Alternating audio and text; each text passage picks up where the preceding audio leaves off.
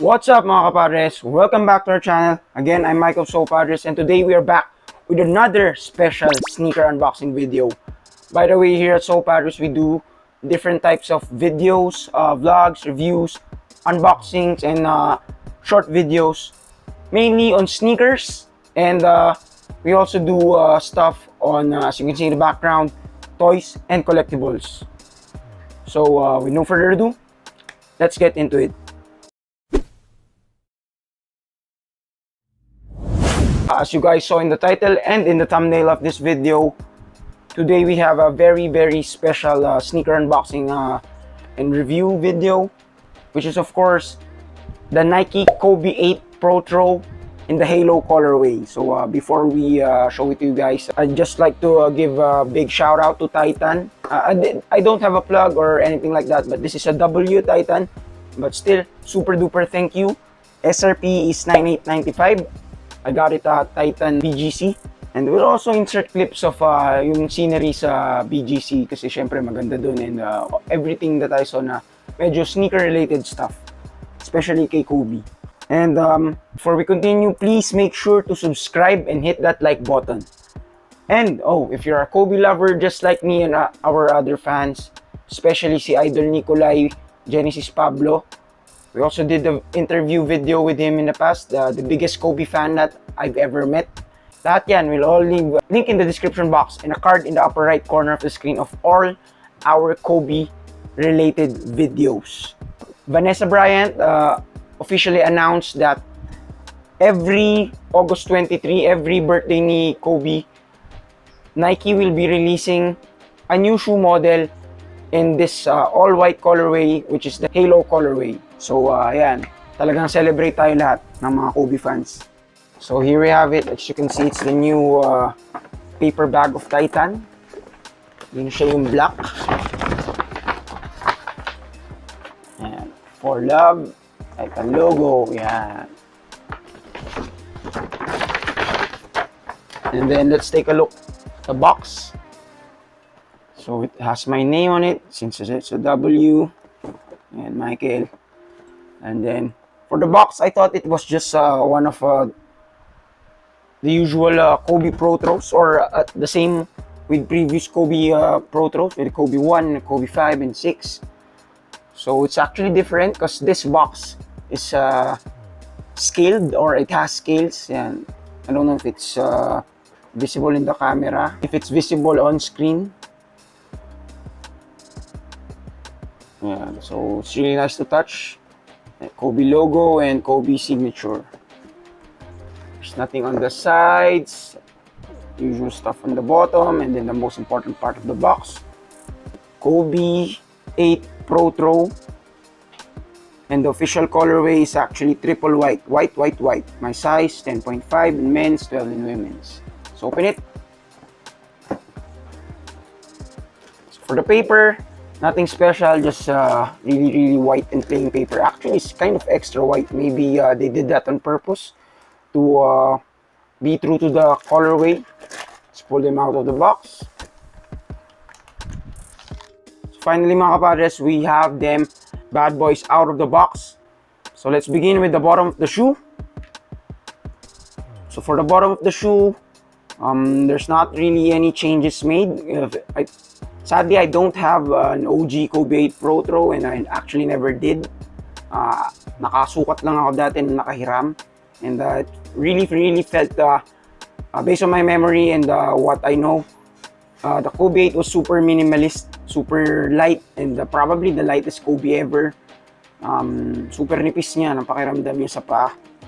So one thing that I know for a fact is the rubber outsole on these Kobe 8 Protros has thicker rubber, this part. Yeah.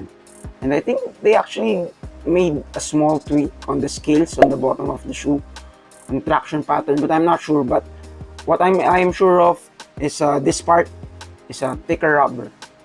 So let's take a look at the details.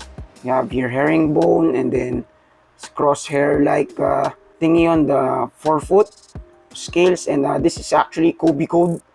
And sabi ni Nicolay, kapadre ni Nicolay, when you decode this, this means accuracy. So yan, it matches. So crosshair, and of course we all know that Kobe is a sharpshooter when it comes to basketball. And then going up to the midsole, this is a hollowed out midsole because we all know Kobe 8s have a drop-in midsole, which we'll get into a bit. So still rubber here, and then is a Kobe logo here. Fun fact or fun detail of the shoe, it has this big Kobe code here on the back or on the heel, which translates to, or which means chase perfection. So if you guys didn't know, that's what that means, a Kobe code in the back there. Oh, and another change on this part from the OGs and this Protro is overall the shoe is just kind of a beefed up version of the OG. So one thing in particular is the heel as a whole is made sturdier, hardened, beefed up. So it now has leather here, and then the plastic on the heel. External heel counter is kind of thicker and sturdier because the Kobe 8 OG, you could kind of bend this part, and this one is really sturdy. And more about the shoe, or the Protro 8 being more beefed up. I noticed that there's a lot of additional padding compared to the OG in this part, and especially on the tongue. The OGs had the tongue that was just a thin slice of kind of a skin fuse, but this one has a more traditional tongue. You see there, it's a leatherette, and then white, still white Kobe logo, and then you can see here it's fairly padded. As for the inserts, paper inserts, and then another detail here, it says KB24. And then for the upper, this is some kind of engineered mesh or mesh, but it actually feels like some kind of knit. It's not exactly fly knit.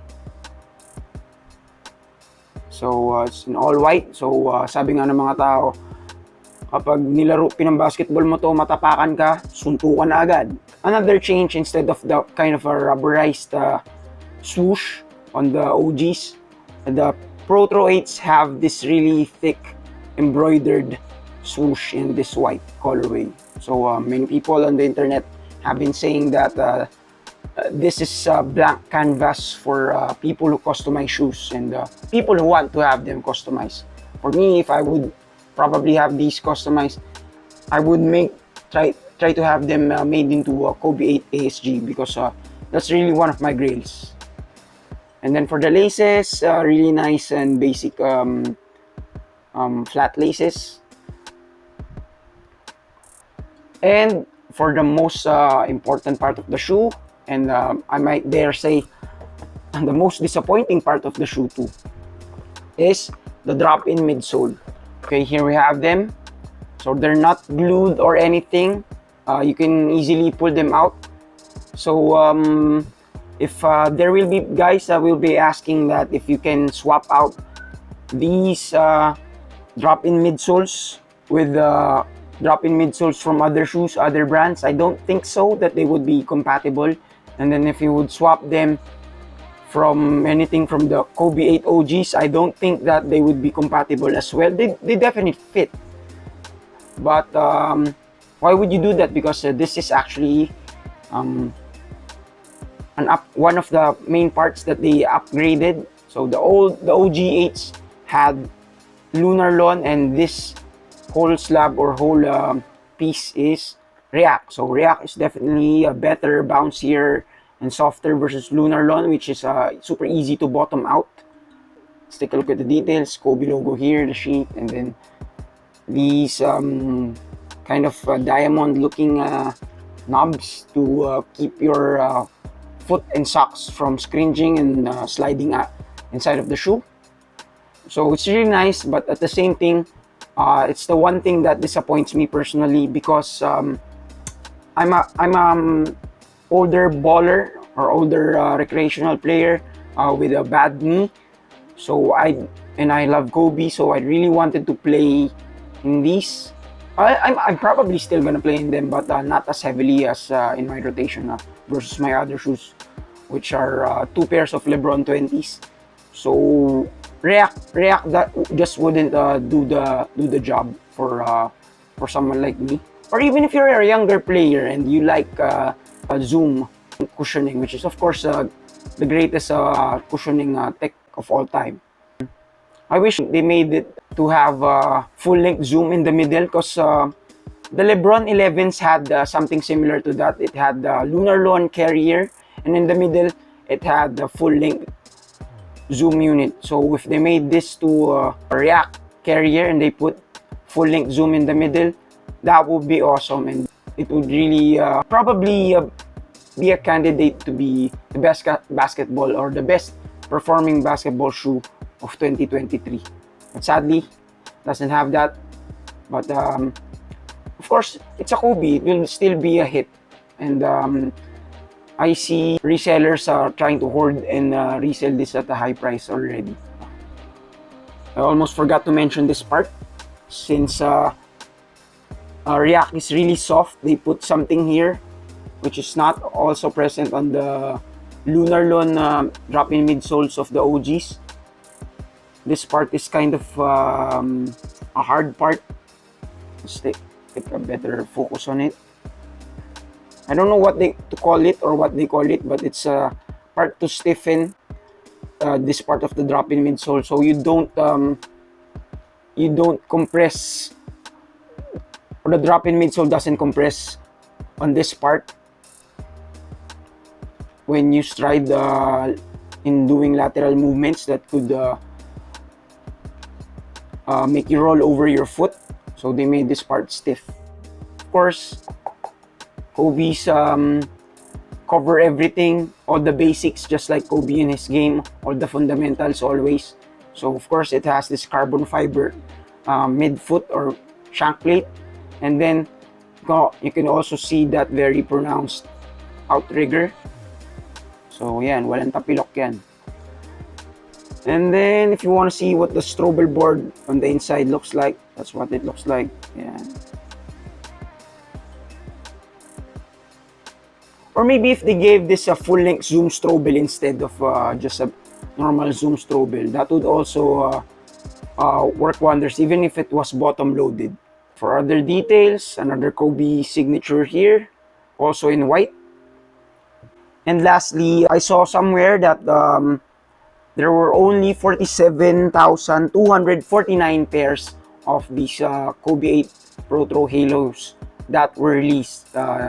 It's actually quite a small number, like if you compare it, let's say, to holidays or Christmas Jordan 11 releases, which usually throughout the past years are around a million and up. So only 47,000 pairs, still kind of rare. For the others that got a W on these, congratulations to you guys if you're a real Kobe fan. One thing I forgot to mention is that the eye stay area is now reinforced. With the OG Kobe 8s, it used to be just thin fuse with fly wire. Now it's this thick embroidery or super thick stitching. Another hidden Mickey that I found is that on the toe, if you look at it this way, you can see a pair of diamonds. But if it's from the top down view, or you invert it, it actually becomes a pair of hearts. I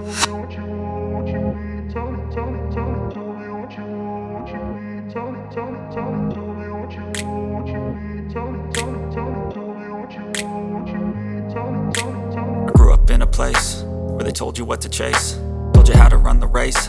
Every move was on the page, but I didn't like their way. Had to fight and misbehave, had to find a way to change, had to leave to find my way. Caught up in a daydream, I beat my mind up there almost daily. It's how I pass time, no opinions safely. It's how I understand what I want in this place, see. Cause everybody wanna tell you bad things, what could go wrong, what fame brings. But success is a finicky thing, and if you ain't sure, no, it'll never be. I don't wanna let myself down, myself down.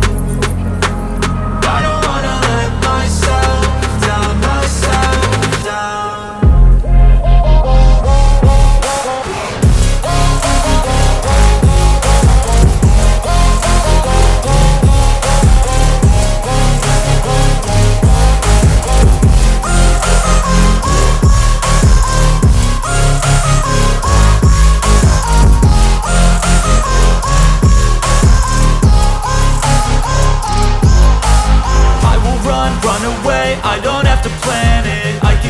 change my fate. You won't understand it. All alone, that's okay. People, I can't stand them. They don't want me to change, keep me where I'm standing.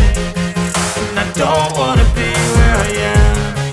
And I want something more, take a chance. It could be possibly my last dance, my last dance. And I don't wanna let myself down, myself. If you made it to this part of the video, super duper thank you. Please consider subscribing, smashing the like button, hitting the notification bell, and sharing this video. Again, I'm Michael Soul Padres in behalf of Kapadring Bon and Kat. Thank you and peace out.